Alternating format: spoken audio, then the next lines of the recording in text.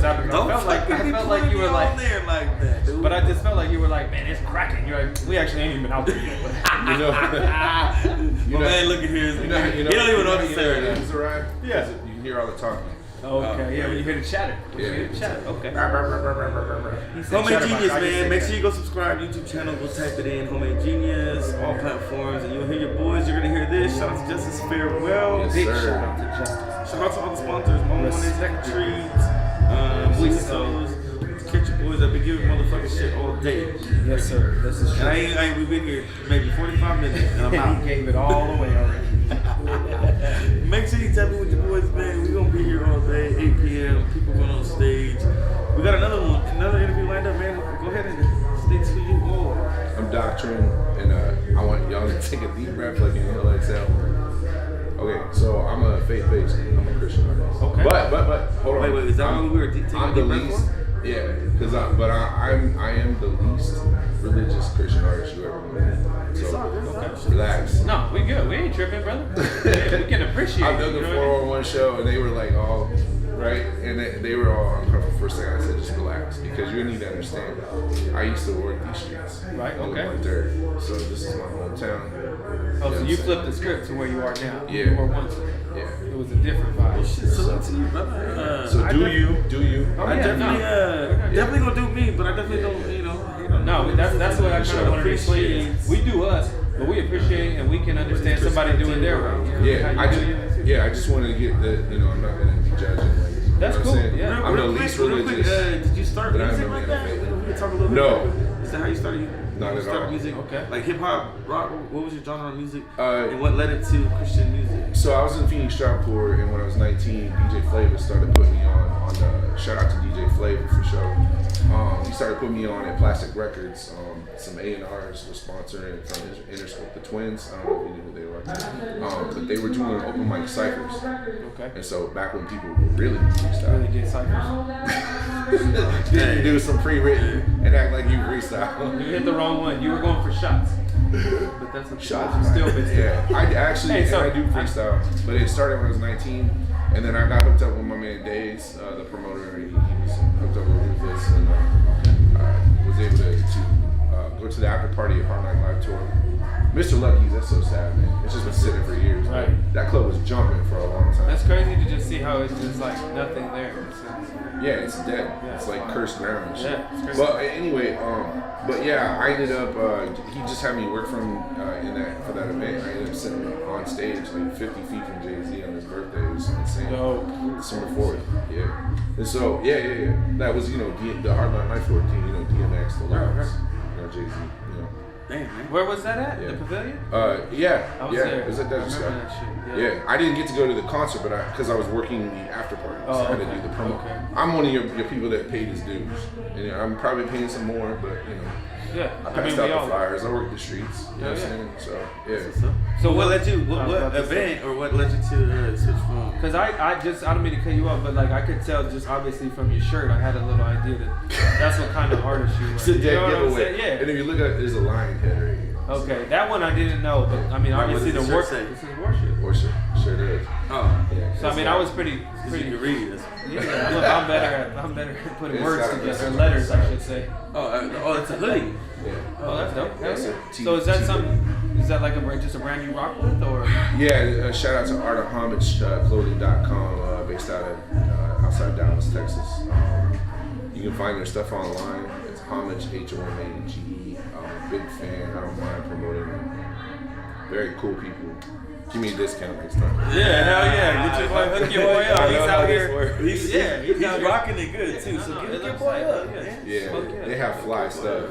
Yeah. Real quick, we limited time. So how did you really get to it? What made you transform? What episode made you go to Christian music? And when you got there, how did you feel about it and adapt to it? And what led you to respect the underground? For sure. All right, so I was an underground artist in Phoenix for about 3.5 years. Same name? Same alias? Yeah. Well, actually started out as a Ace of Spades and then Ace of Spades, and then I found out that was a derogatory term for people of color. So then I dropped that, and then one day I was sitting in an old church over in Garfield, it was 9th Street, McKinley, just real stores, and during the service, and I landed on 2 Timothy 3:16 17, and my name came from there, Doctor. Okay. So. Yeah, it's a real meaning behind it. So what point was that turn? So very after that, that's when you decided to turn into. Yeah, well, that was the first attempt, and then actually the first song I actually published wasn't even a rap song; it was a gospel song. It's called Thy Word, and it was dope. It was pretty good, and there was always potential. But I didn't admit that music was my calling in life and my position and station, until my